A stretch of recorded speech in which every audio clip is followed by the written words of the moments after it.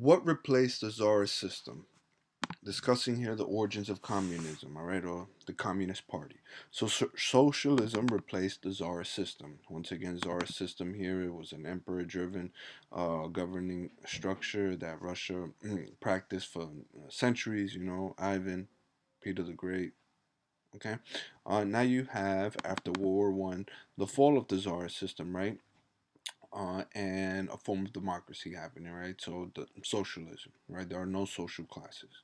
So with the formation of a Russian parliament, or known as the Duma, right, there was a lot of government officials who had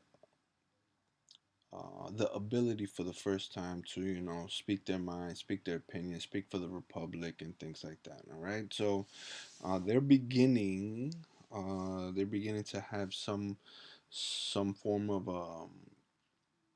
of democracy going. All right.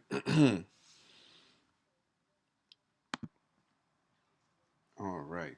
So just like any new government, you are going to have individuals that are in constant disagreement. All right. So the czar system fell. There was a disagreement. Now socialism is rising, and there's still disagreement. Okay.